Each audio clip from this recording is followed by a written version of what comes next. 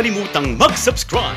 Pindutin ang notification bell icon at piliin ang all for more Pound for Pound Sports. Magandang araw sa ating muli and welcome back sa Pound for Pound channel. Pasensya na kayo, di po tayo naka-upload. Pero ngayon ay pipilitin nating mag-upload lagi ng videos kasi medyo naging busy tayo itong mga nakaraan. Pag-usapan natin yung naging mainit na bakbakan kahapon. Ito po tinuturing na parang malaking upset, no? Dahil alam natin na maraming hindi naniniwala na matatalo ni Ryan Garcia itong si Devin Haney, no? At actually, ilan lang kami na naniniwala na mananalo itong si Ryan, no? Sa mga comments, sa mga events, sa mga MMA fighters, sa mga boxers, sa mga coach, sa mga trainers, sabi pa nga ng iba with exaggeration, kahit sa panaginip, not a chance, kung sinasabi nila, no, na walang panama o walang chance na si Ryan Garcia na talunin itong si Devin Haney. Si Devin Haney po isang former undisputed champion, no, sa lightweight division, at iniwan niya yun, umakyat siya ng super lightweight, which is equivalent sa light welterweight, no, 140 pounds. At kahapon nga, nagkaharap sila ni Ryan. At sa mga training, nakikita natin kung gaano ka-desidido yung dalawa. At nagpalit nga, alam natin na iba na yung training coach ni Ryan. At kung papansinin natin si Ryan, alam natin na kulang si Ryan sa depensa dahil masyadong exposed yung kanyang chin. Although he fights tall, no? Maganda po yun. Pero kulang talaga siya sa napapansin natin sa pag-exhaust ng jab at saka yung straight. No? Kahit sa naging laban niya kay Devin Haney, na hindi siya masyadong bumabato ng jab para i-set up yung kanyang right at yung kanyang left. Umaasa lang po talaga siya, no, sa pag tumira si Haney, ka-counter siya ng left, which is fortunately, no, yung kanyang left hook na kanyang signature punch is tumama dito kay Devin Haney at na-expose nga ito si Devin Haney. Ito po yung malaking supalpal, sa mga analysts na alam natin, medyo kala natin perfect yung kanilang analysis based on how they gauge, no, dun sa mga laban, pero nakalimutan nila na styles make fight. Depende po yan sa mga kalaban ninyo. At nakita natin kay Devin Haney, sa style niya, alam natin technical si Devin Haney. He learned also under Floyd Mayweather, kaya kung makikita natin yung style. Pero this time kasi parang nung napansin natin itong si Devin, no, sa laban niya kay Linares, na medyo inadapt, I think, no, ni Ryan Garcia, na tinamaan nga itong somewhere sa mga rounds. Sa isang round na tinamaan ni Linares itong si Devin Haney at na-rock, no, nauga. At doon na-expose din si Haney na medyo mahina yung kanyang chin, no? Kaya nung medyo alam natin feely yung style ng dalawa, nakababa ito, shoulder roll kung tawagin, open po actually ang ganitong style sa jab, no? Even si Oscar sinabi niya yan. At medyo nakikita natin yung style ni Ryan is gumagamit siya ng style na naka-cover sa face niya para kung tamaan man siya, yung impact ay mapunta sa gloves at hindi sa mukha niya, no? At ganun nga po ang ginawa ni Linares sa approach niya dito kay Haney.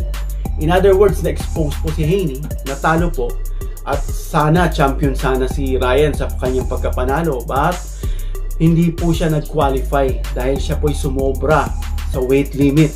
Ang weight limit po kasi ng light welterweight is 140 pounds. Siya po'y sumobra ng 3 pounds, no? 3 point something. Sabi nga nila, sinasadya niya ito intentionally just to have his advantage over Haney. But salute din kay Devin Haney, no, sa pagtanggap, no, sa laban na ito, even exceeding si Ryan. Pero pabor din sa kanya yun dahil alam niya na kahit matalo siya siguro, hindi makukuha yung belt sa kanya, no? So parang give and take ang naging labas. Pero sana kung ako lang, dapat tumama na sa tamang timbang itong si Ryan. Bakas naman natin sa mukha nila Oscar, ng mga supporter, na hindi sila ganun ka jolly, although nanalo si Ryan, nandun pa rin tuwa, pero hindi na maximize yung tuwa dahil nga hindi nakuha yung belt.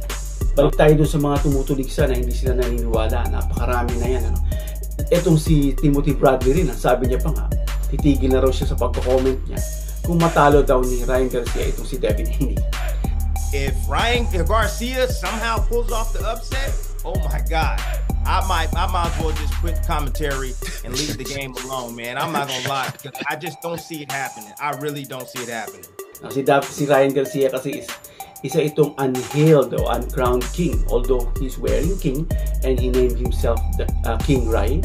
But yung skill niya, yung talent niya is parang underrated para sa ibang mga coach kasi nga hindi siya nakakuha talaga ng titulo.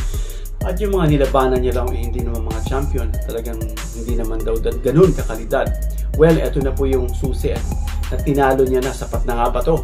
Na tinalo niya si Devin Haney, no? Na alam niya isa tong technical fighter, former undisputed and undefeated, at tinalo niya po nakita natin na talagang very eager si Ryan. No, alam natin mga boxers ngayon na inaalagaan nila yung kanilang zero. And Ryan, I think at the back of his mind, he has nothing to lose. So talagang binigay niya yung best niya. Talagang kinalampang niya itong si Devin Haney with his signature left hook. Maaaring nakatulong din yung bago niyang coach. Pero napansin ko na hindi nakikinig si Ryan sa sinasabi sa kanya ng mga coach.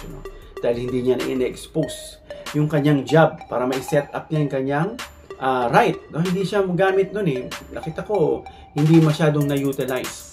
While yung style naman ni Haney, hindi naging expected yung mga ginagawa niya sa mga dati niyang fights.